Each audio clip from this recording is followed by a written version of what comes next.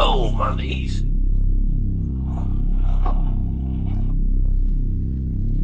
Keep going. Hey, no, quick.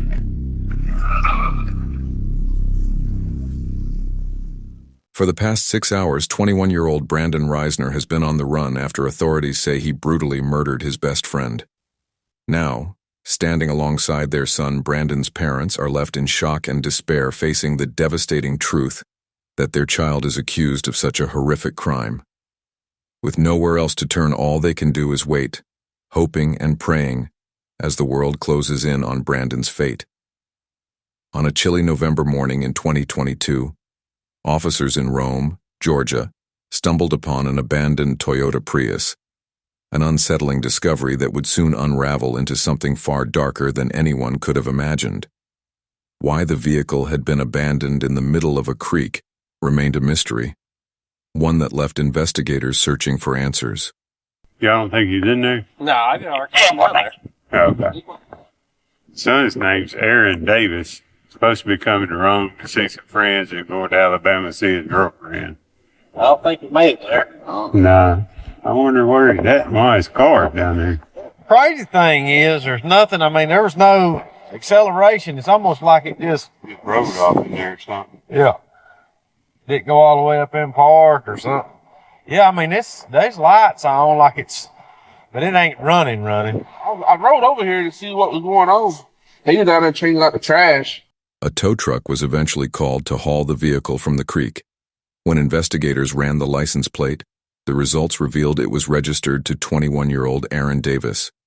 Fortunately, Rome, Georgia was a small community, and officers immediately recognized the name. Within minutes, Lieutenant Sailors placed a call to Aaron's father. I'll go up to visit his girlfriend in Alabama after that. Okay. Yeah, can you see if you maybe can get a hold of him and check in with him, see where his car's supposed to be? So you just found the car abandoned there? Yeah, it's actually off in a little ditch. We're in the process of getting it out. I don't think there's anybody in it right now. To Aaron's father, the abandoned car was just as baffling as it was to investigators. Still, during the call, he was able to provide Lieutenant Sailors with a few crucial details that could help guide the search. The night before this footage was captured, Aaron had gone to see his longtime friend, Brandon Risner. Their bond stretched back to middle school and had carried on through their college years. Having just graduated from Brigham Young University, Aaron made the more than 60-mile trip to see Brandon, a visit meant to celebrate the beginning of his new chapter into adulthood. But ever since Aaron had left for Brandon's house, nobody had heard from him, and his phone would go straight to voicemail. With each unanswered question, the mystery only deepened. Realizing something was terribly wrong, Aaron's father finally made the difficult decision to file a missing persons report. What began as a troubling discovery of an abandoned car had now escalated into a full-scale investigation, an urgent search to uncover what happened to Aaron. The first and most obvious step for investigators was to reach out to Brandon Risner, believed to be the last person who had seen or spoken with Aaron. Hey, I'm Lieutenant Sailors, Rome Police. You doing all right today? Yes, I am. I'm looking for my friend right now. Yeah, that's what I was calling about. You hadn't heard from him? I have not. I've tried calling him, and it's just gone straight to voicemail. And I heard he was at Heritage Park, so that's where I'm at right now. So I'm looking around. Do you guys know where the car was? Yeah, it was in a ditch over there. When's the last time you saw Aaron? I saw him last night. About what time? Well, we started drinking around like 12, noon. He started throwing up pretty bad. He told me to leave him alone. I guess I woke up around like 1 or 2 a.m. And that's when I saw that his car was gone. All right. Well, if y'all hear from him, let us know, okay? Yeah, thank you for the help, sir. All right. Bye-bye. Brandon's account appeared convincing, and he even insisted he was actively searching for Aaron himself, just as any loyal friend might. Still, his role in Aaron's last known movements made it clear that investigators would need to question him further if they hoped to uncover the truth behind the disappearance. A few hours later, investigators arrived unannounced at Brandon's home, determined to get answers about what had happened the night before, this time face-to-face. Hey, what's going on? I'm Officer Gar with the Rome Police Department. We're following up on all this. Can you walk me through what's going on? Just make sure we're all on the same page. We started drinking around 12 yesterday. Yeah, it's you and Aaron, right? Yeah, me and Aaron. Okay. Anyone else with you guys? And went to bars, and I had bought some red wine. Yeah. And came back here, started drinking red wine. He doesn't drink too often, so Yeah. he had gone upstairs and was just puking everywhere to the toilet. It was like standing up and puking for some reason. I went downstairs and he told me that he doesn't need any help. I went downstairs, dropped a bottle, cut my pinky, and I went to the urgent care this morning, took a shower, went to bed. Okay. And then woke up 1 to 2 a.m. and his car was gone. Despite Brandon's unsettling demeanor, it was Aaron's unexplained actions the night before, tied to the abandoned car and his silence for more than 12 hours, that raised the greatest concern for investigators. If Aaron, normally a light drinker, had consumed too much that night, the possibility remained that he may have acted unpredictably while left entirely on his own. So, how long have you and Aaron been friends? We met when I was in 5th grade. Okay. And then we became more like close friends, I'd say, like around freshman. We're still trying to find him. I don't know. You know, he may just be staying at a hotel, sleeping off whatever happened last night. Yeah. It doesn't necessarily mean he's in danger or anything like that. You have any problem with us checking inside the house? No problem at all? No ferocious iguanas or anything? No. You never know, man. People have all kinds of pets. During the search of the house, officers made several curious discoveries. Multiple doors were locked, including the one leading to Aaron's room, where he was said to have thrown up several times the night before. Finding this unusual, investigators called Brandon back inside to assist them in gaining access to Aaron's room. In here with me so you can just show me where I'm going and all that? Yeah. Just makes it a little bit easier. The bathroom is up there that he was up chucking in. I got you. Oh, Lord. Is that what's in the laundry right now, I guess? Okay. As soon as the door opened, officers were struck by a strong chemical odor. Inside, they found an unusual stockpile of cleaning supplies, but none of it compared to the chilling discovery that awaited them next. There's a significant amount of blood next to the bed, too. Decent. More than just vomit all the way over here. Looks like it's been there a while, but he could have been throwing up blood, I guess. See all that? It's weird to be throwing up blood like that. Not to mention, if he had alcohol poisoning, he wouldn't have been able to get up and move around this morning. Especially at 2 or 3 in the morning. Just poured powder right there, too. That's it right now. The situation was beginning to look increasingly suspicious. The inconsistencies in Brandon's story, combined with the pools of blood discovered in Aaron's room, painted a deeply troubling picture for investigators. With hundreds of dollars worth of cleaning supplies scattered around, it was clear something wasn't right. Brandon seemed to sense the rising suspicion of the officers, because as they searched Aaron's room, he suddenly made a move that would change everything.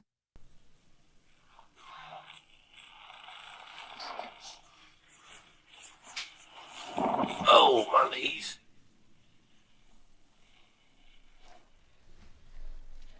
Keep going. Hey, don't click.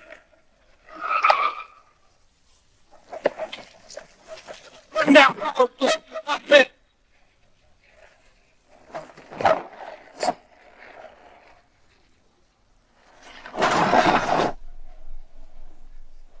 He jumped the fence. Headed back towards Collinwood.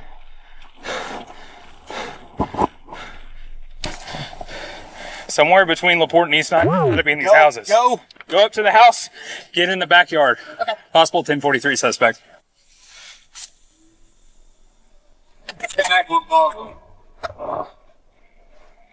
Run back towards 8. Give me more units. In a sudden turn, officers lost sight of Brandon. He had slipped away, successfully evading police at least for the moment. Desperate for leads, investigators went door to door throughout the neighborhood, questioning residents in hopes that someone had seen where Brandon fled. During the search, one officer came across a neighbor who happened to be on the phone with Brandon's father, Jeremy. Seizing the moment, the officer quickly took the call to speak with him directly. I'm Lieutenant Sailor from police. Hi, I'm Jeremy Risner, the homeowner, Yes, and my Brandon's father. Yeah, we're probably going to need to talk to Brandon. Do you know where he is? No, I thought he was still at home. Now, earlier we had told him maybe drive around the areas where they normally hang out and try to look for him, for Aaron. Okay, we'll keep trying to get hold of him. We're still about an hour away, working our way there.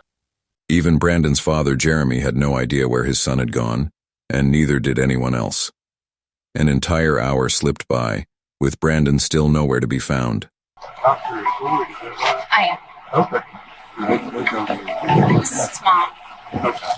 So I realize you might not be able to answer this question. Probably don't know the answer, but I'll try. Is there suspicion that Brandon was involved in what, hurting Aaron or something? There's suspicion that something happened in the home. Beyond getting drunk and throwing up? Well, we don't know. They're lifelong friends. We called back after the boy's mom called us. We called back, said, when did you last see Aaron? He says, I guess he left during the night. And that's all we did. He went to look for him where the car was reported. Yes. Powers that be have our number? Yes, sir. Yes. Yeah. Mm-hmm.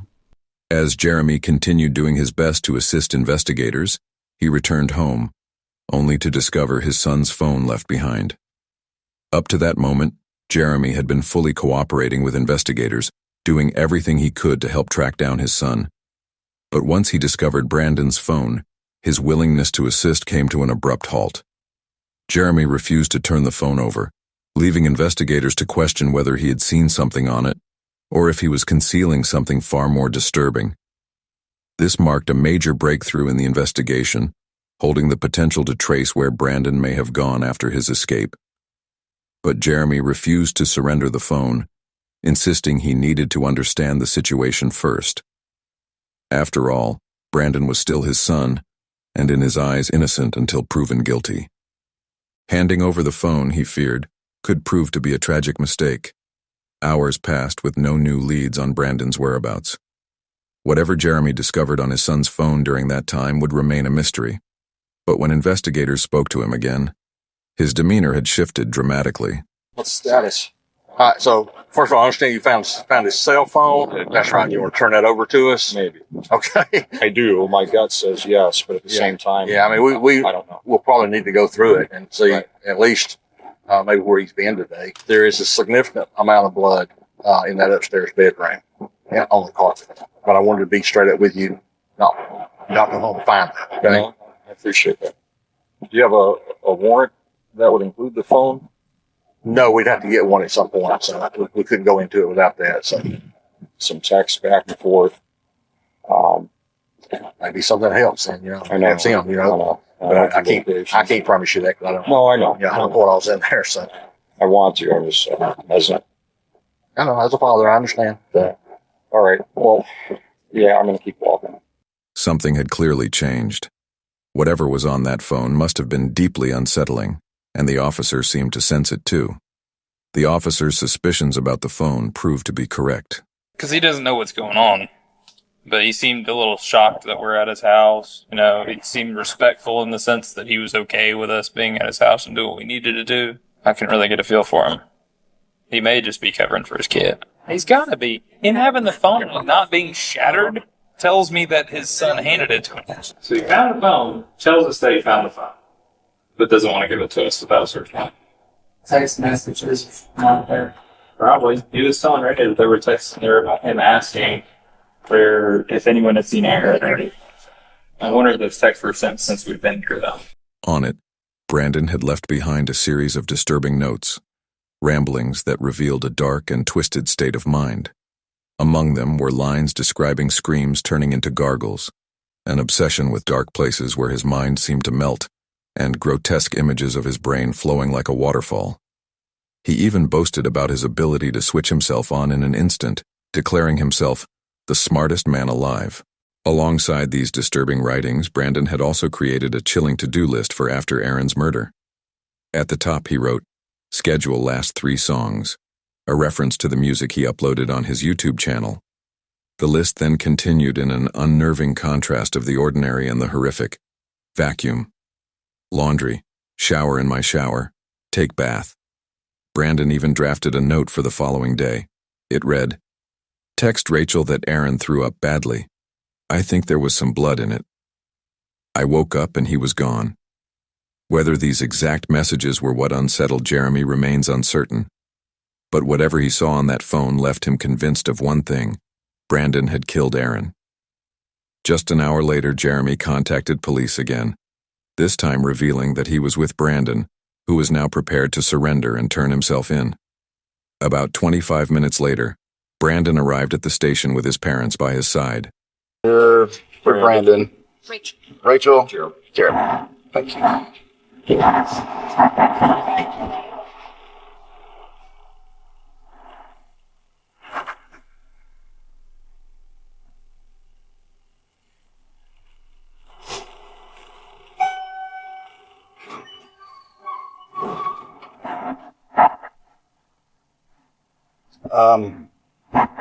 Rachel, Jeremy, if y'all can have a seat out here, I'm going to take him back there and we'll talk, man. Would you like to talk in private? You need to send somebody out to find the body. Okay. I'll be right back out with you, okay?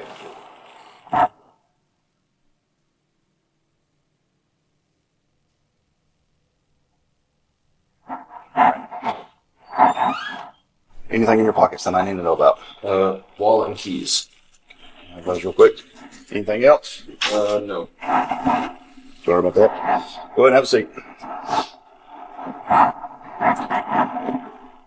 With Brandon now in custody, detectives sat him down, hoping to secure a confession or at least gather information that could strengthen the path toward conviction. All right, like I was saying, I'm Detective York.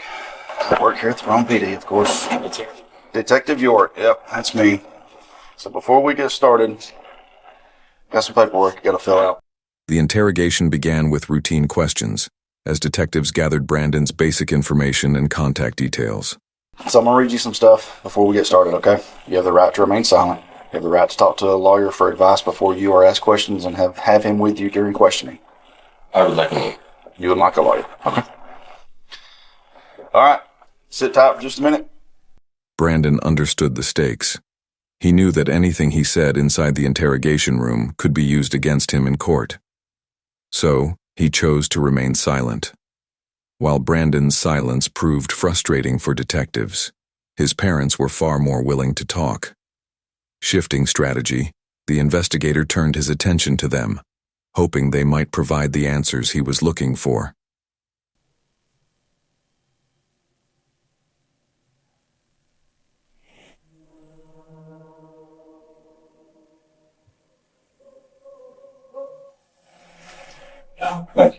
Thank you.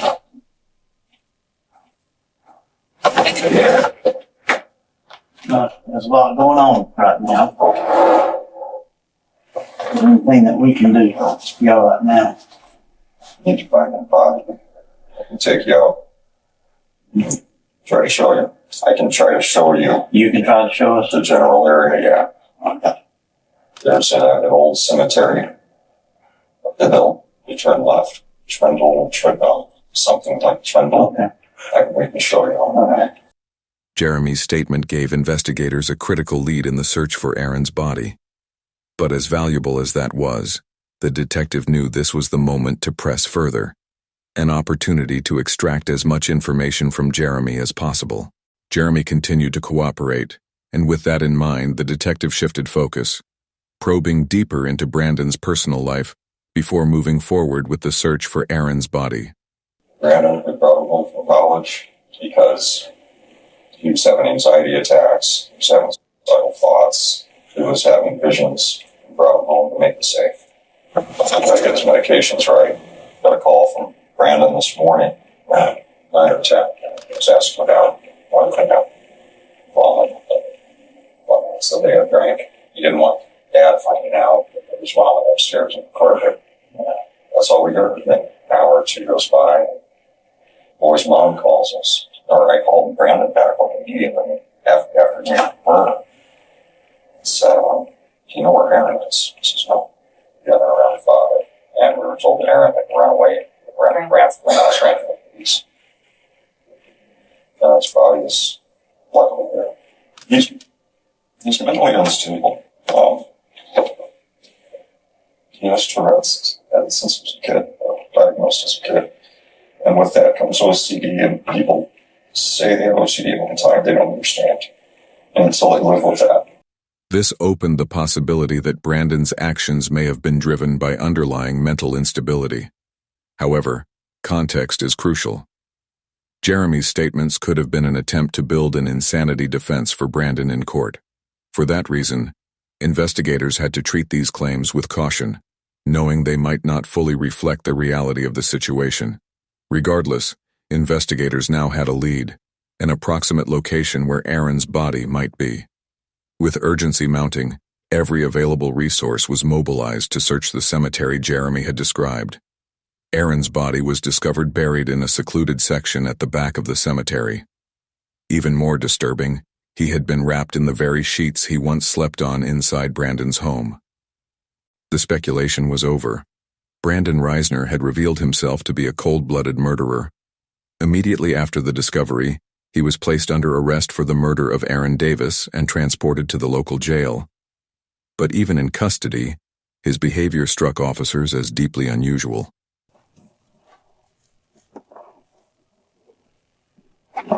Stand right there. Come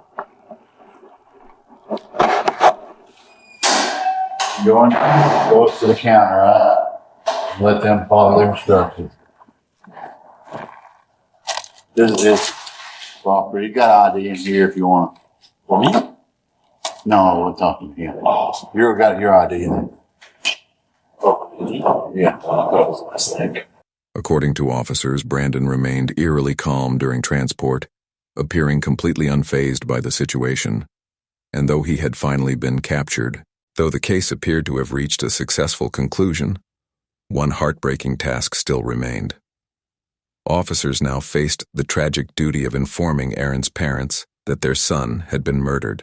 Any questions here? Yep. I don't know a whole lot because I'm not. I've been here doing a lot of research. Be specific.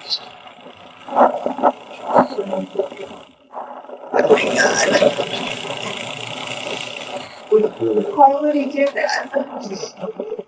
They don't know how to fight. They don't know how to fight it out. Why did you do that? We need my son.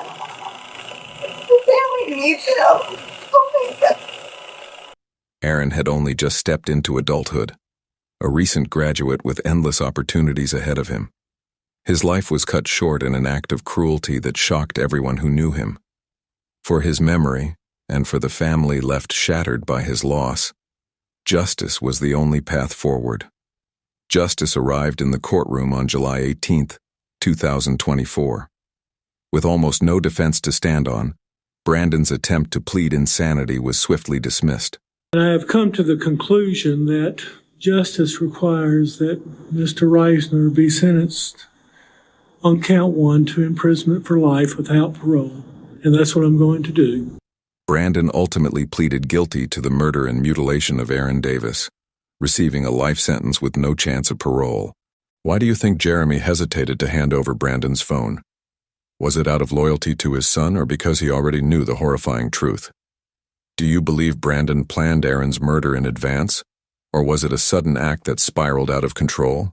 And if you found this story compelling, don't forget to like, subscribe, and hit the notification bell so you never miss another case.